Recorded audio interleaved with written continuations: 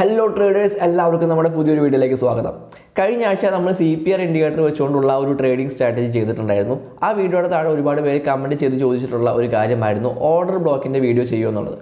അപ്പോൾ ഇന്ന് നമ്മൾ സംസാരിക്കാനായിട്ട് പോകുന്നത് ഓർഡർ ബ്ലോക്കിനെ പറ്റിയിട്ടാണ്. ഓർഡർ ബ്ലോക്കുകൾ യൂസ് ചെയ്തുകൊണ്ട് എങ്ങനെയാണ് നമുക്ക് എഫക്റ്റീവ് ആയിട്ടുള്ള രീതിയിൽ ഒരു എൻട്രി എടുക്കാനായിട്ട് സാധിക്കുക, പ്രോഫിറ്റബിൾ ആയിട്ടുള്ള രീതിയിൽ എങ്ങനെയാണ് ട്രേഡ് ചെയ്യാനായിട്ട് സാധിക്കുക എന്നുള്ള കാര്യങ്ങളാണ് നമ്മൾ ഇന്ന് ഈ ഒരു വീഡിയോയിൽ സംസാരിക്കാനായിട്ട് പോകുന്നത്. സോ ഡെയിലി ട്രേഡ് ചെയ്യുന്ന ആളുകൾക്ക് വളരെയധികം ഉപകാരപ്പെടുന്ന ഒരു വീഡിയോ ആയിരിക്കും ഇന്നത്തെ ഒരു വീഡിയോ. സോ ഒട്ടും തന്നെ സ്കിപ്പ് ചെയ്യാതെ കംപ്ലീറ്റ് ആയിട്ട് കാണാം.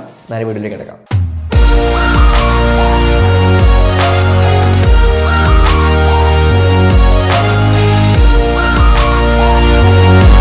അപ്പോൾ ഓർഡർ ബ്ലോക്കിനെ പറ്റി സംസാരിച്ചുകൊണ്ട് തന്നെ നമുക്ക് തുടങ്ങാം.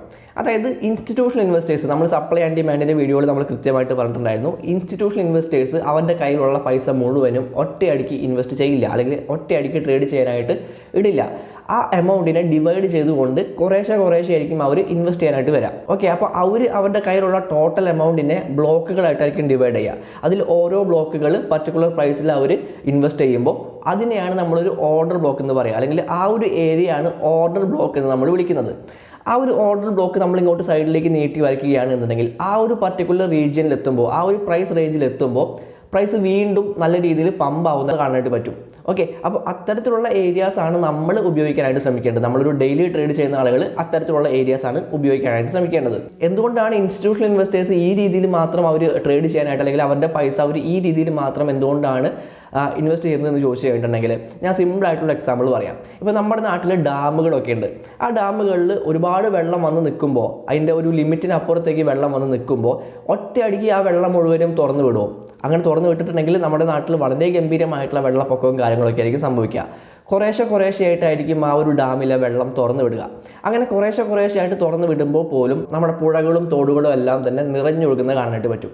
ഓക്കെ, അപ്പോൾ അതേ കാര്യം തന്നെയാണ് ഇവിടെയും സംഭവിക്കുന്നത്. അവർ ഒറ്റയടിക്ക് അവരുടെ കയ്യിലുള്ള എമൗണ്ട് മുഴുവൻ ഒരു കോയിനിൽ ഇൻവെസ്റ്റ് ചെയ്യുകയാണെന്നുണ്ടെങ്കിൽ, അല്ലെങ്കിൽ ഒരു പർട്ടിക്കുലർ റേഞ്ചിൽ ഇൻവെസ്റ്റ് ചെയ്യുകയാണെന്നുണ്ടെങ്കിൽ ആ ഓർഡർ മുഴുവനും അതേ പ്രൈസിൽ തന്നെ എക്സിക്യൂട്ട് ആയിക്കൊള്ളണമെന്നില്ല. വളരെ ഗംഭീരമായിട്ടുള്ള ഒരു പ്രൈസ് മൂവ്മെൻറ്റ് അവിടെ സംഭവിക്കുകയും ചിലപ്പോൾ ഏറ്റവും ഒരു ഹൈ പ്രൈസിലായിരിക്കും അവരുടെ ഓർഡർ മുഴുവനും എക്സിക്യൂട്ട് ആവുക. അത് അവർക്ക് നഷ്ടമാണ്. അതുകൊണ്ട് തന്നെയാണ് അവർ ഡിവൈഡ് ചെയ്തുകൊണ്ട്, അവരുടെ കയ്യിലുള്ള എമൗണ്ടിനെ ഡിവൈഡ് ചെയ്തുകൊണ്ട് കുറേശ്ശെ മാത്രം ഈ മാർക്കറ്റിൽ ഇൻവെസ്റ്റ് ചെയ്യാനായിട്ട് നിൽക്കുന്നത്. അങ്ങനെ വരുമ്പോൾ ആ ഒരു പർട്ടിക്കുലർ റേഞ്ചിൽ അവർ ഫസ്റ്റ് ബ്ലോക്ക് ഇൻവെസ്റ്റ് ചെയ്യുമ്പോൾ അത്യാവശ്യം നല്ല രീതിയിലുള്ളൊരു വോളിയവും അതുപോലെ തന്നെ അത്യാവശ്യം നല്ല രീതിയിലുള്ളൊരു പ്രൈസ് മൂവ്മെൻറ്റും അവിടെ സംഭവിക്കും. ദെൻ വീണ്ടും അതേ റേഞ്ചിൽ തന്നെയായിരിക്കും അവർ അടുത്ത ബ്ലോക്കും ഇൻവെസ്റ്റ് ചെയ്യാനായിട്ട് പോകുന്നത്. അപ്പോൾ വീണ്ടും പ്രൈസ് ആ റേഞ്ചിലേക്ക് വരികയും അവിടെ നിന്ന് വീണ്ടും നല്ല രീതിയിലുള്ളൊരു റിജക്ഷൻ കിട്ടുകയും നല്ല രീതിയിൽ പ്രൈസ് മുകളിലേക്ക് പോവുകയും ചെയ്യും. അപ്പോൾ അത്തരത്തിലുള്ള റേഞ്ചുകളാണ് നമ്മൾ ഓർഡർ ബ്ലോക്കുകൾ എന്ന് വിളിക്കുന്നതും. ആ ഓർഡർ ബ്ലോക്കുകളെയാണ് നമ്മൾ ഡെയിലി ട്രേഡ് ചെയ്യാനായിട്ട് വളരെ എഫക്റ്റീവ് ആയിട്ടുള്ള രീതിയിൽ ഇന്ന് യൂസ് ചെയ്യാനായിട്ട് പോകുന്നതും. ഓക്കെ, അപ്പോൾ ഓർഡർ ബ്ലോക്കുകൾ എന്താണ്, അവിടെ എന്താണ് സംഭവിക്കുന്നത് എന്നുള്ള കാര്യങ്ങൾ നിങ്ങൾക്ക് മനസ്സിലായെന്ന് വിചാരിക്കുകയാണ്. ഇനി നമുക്ക് ലൈവ് ആയിട്ടുള്ള ചാർട്ടിൽ എങ്ങനെയാണ് നമുക്ക് ഈ ഒരു ഓർഡർ ബ്ലോക്കുകൾ കണ്ടെത്താനും അതിനനുസരിച്ച് ട്രേഡ് ചെയ്യാനും സാധിക്കുക എന്നുള്ള കാര്യങ്ങൾ നമുക്ക് നോക്കാം. നിങ്ങൾ ഓർഡർ ബ്ലോക്കുകൾ കണ്ടെത്താനായിട്ട് ശ്രമിക്കുമ്പോൾ ഒരിക്കലും ചെറിയ ടൈം ഫ്രെയിമുകളിൽ ഒരു 5 മിനിറ്റിലോ 3 മിനിറ്റിലോ ഒന്നും തന്നെ ഓർഡർ ബ്ലോക്കുകൾ കണ്ടെത്താനായിട്ട് ശ്രമിക്കരുത്. കാരണം ഇൻസ്റ്റിറ്റ്യൂഷണൽ ഇൻവെസ്റ്റേഴ്സ് ചെറിയ ടൈം ഫ്രെയിമിൽ പോയിട്ട് അല്ല അവർ ബൈ ചെയ്യാനായിട്ട് നോക്കുന്നത്. അവർ ഹയർ ടൈം ഫ്രെയിംസിലായിരിക്കും ബൈ ചെയ്യാനായിട്ട് പോകുന്നത്. അപ്പോൾ അതുകൊണ്ട് തന്നെ ഒരു ഡെയിലി ടൈം ഫ്രെയിമോ അല്ലെങ്കിൽ ഒരു 4 hour ടൈം ഫ്രെയിമോ വേണം നിങ്ങൾ എപ്പോഴും ഓർഡർ ബ്ലോക്കുകൾ കണ്ടെത്താനായിട്ട് നോക്കാൻ വേണ്ടിയിട്ട്. ഓക്കെ, അപ്പോൾ നമ്മൾ ഇവിടെ യൂസ് ചെയ്യാനായിട്ട് പോകുന്നത്, ഇന്ന് നമ്മൾ യൂസ് ചെയ്യാനായിട്ട് പോകുന്നത് 4 hour ടൈം ഫ്രെയിമും 50 minutes ടൈം ഫ്രെയിമുമാണ്. അതായത് 4 hour ടൈം ഫ്രെയിമിൽ നമ്മളൊരു ഓർഡർ ബ്ലോക്ക് കണ്ടെത്തുകയും 50 minutes പോയിട്ട് നമ്മളൊരു ട്രേഡ് എടുക്കുകയാണ് നമ്മൾ ചെയ്യാനായിട്ട് പോകുന്നത്. ഓക്കെ, അപ്പോൾ എങ്ങനെയാണ് നമുക്ക് 4 hour ടൈം ഫ്രെയിമിൽ ഒരു ഓർഡർ ബ്ലോക്ക് കണ്ടെത്താനായിട്ട് സാധിക്കുക എന്നുള്ള കാര്യങ്ങൾ നമുക്ക് നോക്കാം. ഓക്കെ, ഇവിടെ നോക്കി കഴിഞ്ഞിട്ടുണ്ടെങ്കിൽ ഞാനിപ്പോൾ ബിറ്റ്കോയിൻ്റെ ഒരു USDT പെയറിലുള്ള പെർപ്പച്വൽ ഫ്യൂച്ചേഴ്സ് കോൺട്രാക്റ്റിലെ ഒരു 4 hour ടൈം ഫ്രെയിമിലുള്ള ചാർട്ടാണ് ഞാൻ എടുത്തിട്ടുള്ളത്. ആൻഡ് ഇവിടെ നോക്കി കഴിഞ്ഞിട്ടുണ്ടെങ്കിൽ നമുക്ക് ഈ ഒരു ഏരിയയിൽ പ്രൈസിന് നല്ല രീതിയിലുള്ള ഒരു മൂവ്മെൻറ്റ്, ഒരു നല്ല രീതിയിലുള്ളൊരു അപ്പ് മൂവ്മെൻറ്റ് നമുക്കിവിടെ കാണാനായിട്ട് പറ്റുന്നത്. അപ്പോൾ ഈ ഒരു ക്യാൻഡിൽ നോക്കി കഴിഞ്ഞിട്ടുണ്ടെങ്കിൽ ഇതാണ് നമുക്ക് ഏറ്റവും കൂടുതൽ ബയേഴ്സ് സെൻറ്റർ ആയിട്ടുള്ള ക്യാൻഡിൽ എന്ന് നമുക്ക് മനസ്സിലാക്കാനായിട്ട് പറ്റുന്നുണ്ട്. ആൻഡ് അതിന് തൊട്ട് മുൻപ് ഫോം ആയിട്ടുള്ള ഈ ഒരു ഗ്രീൻ ക്യാൻഡിൽ മുതൽ അതിൻ്റെ ഈ ഒരു ലോ ഷാഡോ വരെയുള്ള ഈ ഒരു ഏരിയ ആയിരിക്കും നമ്മുടെ ഓർഡർ ബ്ലോക്ക് എന്ന് പറയുന്നത്. അപ്പോൾ ഇതായിരിക്കണം ഏതെങ്കിലും ഒരു ഇൻസ്റ്റിറ്റ്യൂഷണൽ ഇൻവെസ്റ്റർ അവരുടെ ഒരു ബ്ലോക്ക്, അവരുടെ മൊത്തം എമൗണ്ടിൻ്റെ ഒരു ഭാഗം ഇൻവെസ്റ്റ് ചെയ്തിട്ടുള്ള ഒരു ഏരിയ എന്ന് പറയുന്നത്. ഓക്കെ, അപ്പോൾ അതുകൊണ്ട് തന്നെ ഇവിടെ നിന്ന് നല്ല രീതിയിലുള്ള ഒരു പ്രൈസ് മൂവ്മെൻറ്റ് ഇവിടെ സംഭവിച്ചിട്ടുള്ളത് നമുക്ക് കാണാനായിട്ട് പറ്റുന്നുണ്ട്. ആൻഡ് പ്രൈസ് ഈ ഒരു ഏരിയയിലേക്ക് തന്നെ, ഞാൻ ഈ ഒരു ഓർഡർ ബ്ലോക്ക് ഏരിയ ഞാനൊന്ന് നീട്ടി വരയ്ക്കുന്നുണ്ട്. ആൻഡ് പ്രൈസ് ഈ ഒരു ഏരിയയിലേക്ക് തന്നെ വരികയാണ് എന്നുണ്ടെങ്കിൽ അവിടെയായിരിക്കും നമ്മളൊരു എൻട്രി ഓപ്പർച്യൂണിറ്റി നോക്കാനായിട്ട് പോകുന്നത്. നമുക്ക് നോക്കാം ഏത് രീതിയിലാണ് ഇവിടെ പ്രൈസ് മൂവ് ചെയ്യുന്നത് നമുക്ക് നോക്കാം. ഓക്കെ, ഇവിടെ നോക്കി കഴിഞ്ഞിട്ടുണ്ടെങ്കിൽ ഈ ഒരു ക്യാൻഡിലാണ് ഞാൻ ചാർട്ട് ഒന്നുകൂടെ റീപ്ലേ ചെയ്യുന്നുണ്ട്. ഓക്കെ, ഈ ഒരു ക്യാൻഡിൽ നോക്കി കണ്ടിട്ടുണ്ടെങ്കിൽ ഈ ഒരു ക്യാൻഡിൽ ഇതാ ഇവിടേക്ക് എത്തിയിട്ടുള്ള കാണാനായിട്ട് പറ്റും. അതായത് ഈ ഒരു നമ്മുടെ ഓർഡർ ബ്ലോക്ക് ഏരിയയിലേക്ക് ഈ ഒരു ക്യാൻഡിൽ എത്തി അവിടെ നിന്ന് ഒരു ലോ ഷാഡോ ക്രിയേറ്റ് ചെയ്തുകൊണ്ട് അത് ഒരു റിജക്ഷൻ അവിടെ സംഭവിച്ചിട്ടുള്ള കാണാനായിട്ട് പറ്റും. അപ്പോൾ ഇങ്ങനെയുള്ള സമയങ്ങളിലാണ് നമ്മളൊരു എൻട്രി ഓപ്പർച്യൂണിറ്റിക്ക് വേണ്ടിയിട്ട് 50 മിനിറ്റ്സ് ചെറിയ ടൈം ഫ്രെയിമിലേക്ക് പോകുന്നത്. ഓക്കെ, അപ്പോൾ ഞാൻ ഈ ഒരു 4 hour ടൈം ഫ്രെയിമിൽ നിന്നും 50 മിനിറ്റ്സിലേക്ക് പോകുന്നുണ്ട്. ഓക്കെ, ആൻഡ് ഇവിടെ നോക്കിക്കഴിഞ്ഞിട്ടുണ്ടെങ്കിൽ നമുക്ക് കൃത്യമായിട്ട് കാണാൻ പറ്റുന്നത് ഒരു ട്രെൻഡ് റിവേഴ്സൽ ചാർട്ട് പാറ്റേൺ ആണ്. ഓക്കെ, ഒന്നുകിൽ നിങ്ങൾക്ക് ഈ രീതിയിലുള്ള ട്രെൻഡ് റിവേഴ്സൽ ചാർട്ട് പാറ്റേൺസ് നോക്കാം, അല്ലെങ്കിൽ വളരെ ശക്തമായിട്ടുള്ള ഒരു റിജക്ഷൻ ക്യാൻഡിൽ അവിടെ കിട്ടുന്നുണ്ടോ, ആ ഏരിയയിൽ നിന്ന് വളരെ ശക്തമായിട്ടുള്ള ഒരു റിജക്ഷൻ ക്യാൻഡിൽ കിട്ടുന്നുണ്ടോ എന്നുള്ള കാര്യങ്ങൾ നമുക്ക് നോക്കാം. ഇവിടെ നോക്കിക്കഴിഞ്ഞിട്ടുണ്ടെങ്കിൽ നമുക്കൊരു ഹെഡ് ആൻഡ് ഷോൾഡേഴ്സ്, ഒരു inverse head and shoulders chart pattern കിട്ടിയിട്ടുള്ള കാണാനായിട്ട് പറ്റുന്നത്. ഈ രീതിയിൽ ഒരു inverse head and shoulders chart pattern ആണ് നമുക്കിവിടെ കിട്ടിയിട്ടുള്ളത്. ആൻഡ് ആ ഒരു inverse head and shoulders chart പാറ്റേണിൻ്റെ നെക്ക് ലൈൻ ബ്രേക്ക് ചെയ്തുകൊണ്ട് ഇവിടെ ഒരു ക്യാൻഡിൽ ഫോം ആയിട്ടുണ്ട്. ആ ഒരു ക്യാൻഡിലായിരിക്കും നമ്മുടെ എൻട്രി എന്ന് പറയുന്നത്. ഓക്കെ, അപ്പോൾ ഞാനിവിടെ ഒരു ലോങ് പൊസിഷൻ എടുക്കുകയാണ്. ആൻഡ് നമ്മുടെ സ്റ്റോപ്പ് ലോസ് എന്ന് പറയുന്നത് ഈ ഒരു ഓർഡർ ബ്ലോക്ക് ഏരിയയ്ക്ക് താഴെയായിരിക്കും, അതായത് ഈ ഒരു ലെവലിലായിരിക്കും നമ്മുടെ സ്റ്റോപ്പ് ലോസ് വയ്ക്കുന്നത്. ആൻഡ് നമ്മുടെ ടാർഗറ്റ് എന്ന് പറയുന്നത് ചാർട്ട് ഒന്ന് സൂം ഔട്ട് ചെയ്യുക. ആൻഡ് ഇതിൻ്റെ സ്ട്രക്ചർ ലെവൽ എന്ന് പറയുന്നത് ഈ ഒരു ഏരിയ ആണ്. അപ്പോൾ ഈ ഒരു സ്ട്രക്ചർ ലെവലിലായിരിക്കും നമ്മുടെ ടാർഗറ്റ് വരുന്നത്. ഓക്കെ, അപ്പോൾ ഞാൻ ഇത്രയും ഏരിയയിലേക്ക് ഒരു ടാർഗറ്റ് വയ്ക്കുകയാണ്. ഓക്കെ, അപ്പോൾ നമുക്ക് ഈ ഒരു ഓർഡർ ബ്ലോക്ക് യൂസ് ചെയ്തുകൊണ്ട് ട്രേഡ് ചെയ്യുമ്പോൾ ഗുണം എന്താണെന്ന് വെച്ച് കഴിഞ്ഞിട്ടുണ്ടെങ്കിൽ നമുക്ക് വളരെ വലിയ രീതിയിലുള്ള പ്രൈസ് മൂവ്മെൻറ്റ് നമുക്ക് കണ്ടെത്താനും ഗംഭീരമായിട്ടുള്ള പ്രോഫിറ്റ് നമുക്ക് ഉണ്ടാക്കാൻ സാധിക്കും. ഇപ്പോൾ ഈ ഒരു ട്രേഡിൽ നിന്ന് നമുക്ക് പ്രോഫിറ്റ് അടിക്കുകയാണെന്നുണ്ടെങ്കിൽ കിട്ടാനായിട്ട് പോകുന്നത് 10% പ്രോഫിറ്റാണ്. 10.85% നമ്മുടെ ടാർഗറ്റ് വരുന്നത്. അപ്പോൾ അത്രയും വലിയൊരു പ്രോഫിറ്റാണ് നമുക്ക് കിട്ടാനായിട്ട് പോകുന്നത്. നമുക്ക് നോക്കാം ഏത് രീതിയിലാണ് ഈ ഒരു പ്രൈസ് പോകുന്നത്, നമുക്ക് നോക്കാം.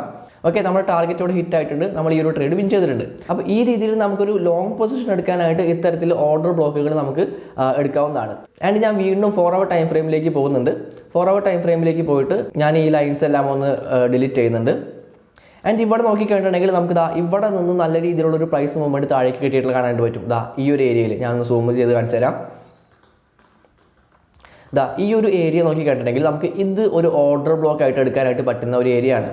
ഓക്കെ, അതായത് ഇവിടെ നിന്ന് പ്രൈസിന് നല്ല രീതിയിലുള്ള ഒരു റിജക്ഷൻ കിട്ടുകയും ദെൻ വീണ്ടും ആ ഒരു ഏരിയയിലേക്ക് എത്തുന്നു, വീണ്ടും പ്രൈസിന് നല്ല രീതിയിലുള്ള ഒരു റിജക്ഷൻ കിട്ടുകയും പ്രൈസ് നല്ല രീതിയിൽ താഴേക്ക് പോവുകയും ചെയ്തിട്ടുള്ള കാണാനായിട്ട് പറ്റും. അപ്പോൾ ഇവിടെ നമുക്ക് കാണാനായിട്ട് പറ്റുന്നത് ഇതൊരു ഡബിൾ ടോപ്പ് ചാർട്ട് പാറ്റേൺ ആണെന്ന് കാണാനായിട്ട് പറ്റുന്നുണ്ട്.